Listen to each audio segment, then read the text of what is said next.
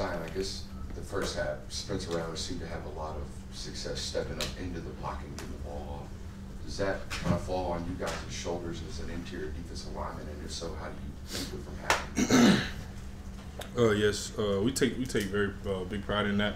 We know we had to keep our rush lanes balanced, and we really didn't do a good job of that in the first half. So that was really one of the points of emphasis as a D line. We talked about at halftime.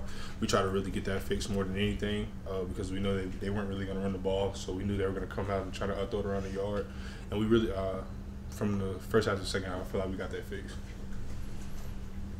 Zion, how would you evaluate this defensive line through 3 games, and what are the areas you want to see improvement going forward?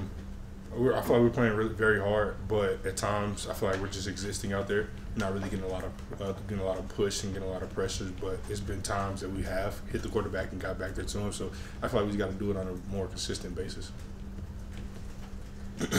Zion, I guess putting your veteran coach's hat on, like how quickly were y'all able to kind of switch that, saying they're not going to try and run, so we have to switch that? And how common is that really? Because obviously nobody has run on y'all well the last 3 years, so it seems like the best strategy to do what they did. We talked about it throughout the week, but I think it really hits him when we get out there on Saturdays because a lot of teams might try to go play action shots, or they might try to start out running a little bit just to keep us honest. But we know once that second, third series comes around, it's turning a lot of play action. They might run it here once or twice sparingly, but we know a lot of teams probably going to try to chuck it downfield on us, and we just got to be ready to transition rush, get to the quarterback. Yeah, what did you see out of Mike Howell specifically this past Saturday? It seemed like in the second half particularly, he sort of elevated his game to another level when Georgia needed it most. Just doing what Mike Howell does, being that relentless pass rusher that we know he is, and that I know he wants to be. And just Kel being Kel, really. Just him going and trying to get the quarterback. Yeah, Kirby was talking about the speed that guys like Jalen Walker and still where you're bringing the defense. Just as a defensive lineman, what is it like having guys with that kind of speed and athleticism playing behind you, a linebacker? It's beautiful for me because I know if a ball spills out, those guys are going to run it down. But also for us, we have to run to the ball because if they overrun it, we have to be there for the cutback lane. So it's fun playing with guys that have that speed because most teams are trying to hit it on the outside because they know most of the time they can't run it on the inside, so they're just going to keep bouncing and bouncing, and we have the speed to get to the sideline and get to it. So we just got to do it on a more consistent basis. You mentioned Kel being Kel. How quickly, when he got to campus, did you notice, like, all right, he's pretty talented? Probably last fall camp, probably like day 5, because I think that's when we started doing more third down. Because the first couple of days we're in like spiders and just shells, but when the full pass and that came on, we started doing one-on-ones. You see him flash, you seen him kind of mimic a little bit of Trayvon, like, and it's just like wow. So the long arms, just a very quick first step, and he, as you see on the field, he's a very dominant pass rusher. Son, I know obviously you didn't work with Eddie Gordon when he was here working with the offensive line, but you saw the work he did do with those guys and how he was a very popular individual with those fellas. How was that? What did you see from him when he was here? Just great leadership, just from being in the graduate assistant role and being that assistant O-line coach. A lot of the team has respect for Coach Gordon.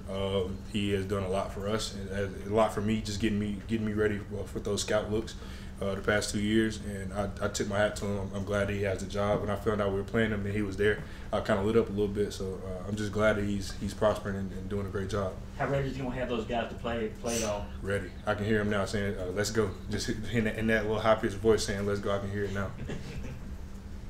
You're talking about pressures by the defense. Do you guys, as a defense, have a goal per game? How many is considered good?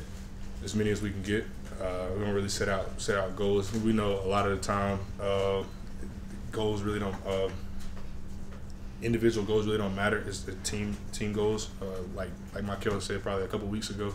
That's why you don't really see a lot of 15 sack guys, 10 sack guys here. It's because it's a collective defensive effort. So we don't really set a lot of goals.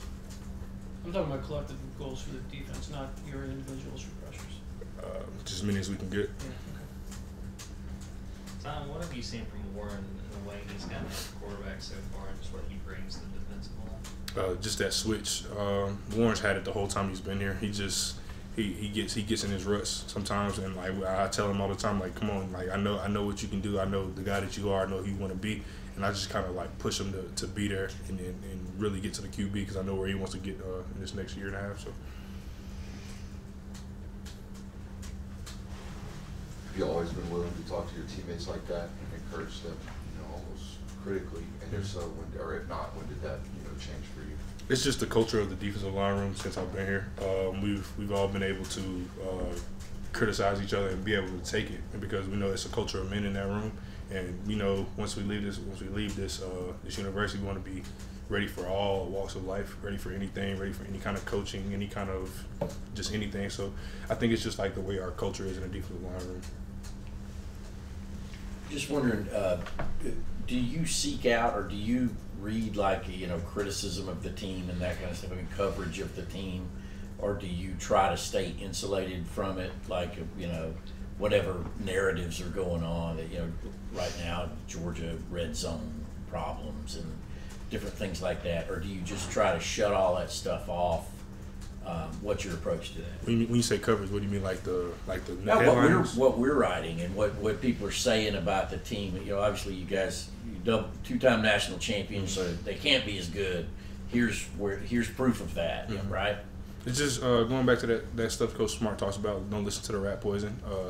Just trusting the guys and the people that's in this building, because we know what we have, we know where we want to be, and we know we have to play better, because we're sometimes our best critics and our worst critics. So I think it's just doing it on a more consistent basis and just trying to figure out things week to week and getting better. Yeah, I know you never played with him, but obviously the injury last night affected a lot of people when they saw it happen to Nick Chubb. Was your sort of, as a football player, reaction to it, and then just as someone who's been in this program, seeing the impact that he's had on this place? You kind of cringe a little bit just because the season that you knew he was probably going to have, and he's been playing very well the past couple seasons.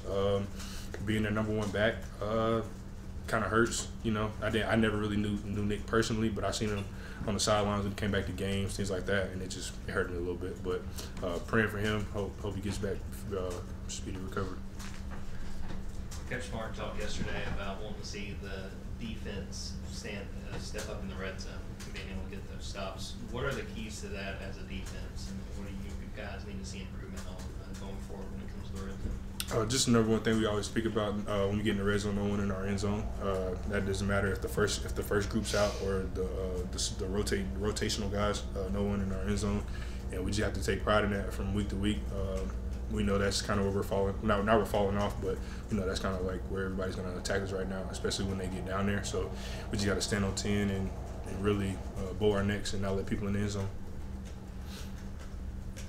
It wasn't just a red zone score; it was a rushing red zone score. And Coach Smart said that's apparently against the rules here at Georgia. So when you break a rule like that, what's the punishment? Just closing your eyes when you're watching film. Don't even want to see it. Just makes your stomach sick. We show our standings every week, and just with us being fifth in rushing defense right now, it makes me sick. I want to fix it right now, but I can't fix it till Saturday. So just focusing on daily improvement, making sure that when we do those goal line parts of practice, we really hone in and make sure that nobody's in our end zone, even if it's our one offense, like they don't get in the end zone. So we just try to make sure we focus on that.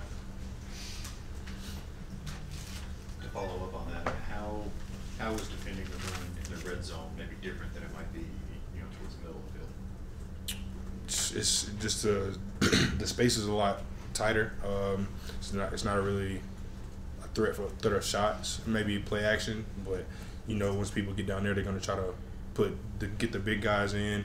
We got to go bigger personnel, and they're just going to try to mow us just because it's the Georgia defense. They want to be able to say they ran it in on us, and we know we just have to stand on our principles and stand on our morals about that. Got time for two more questions? Anyone? One more? All right. Thanks. Thanks, Ian.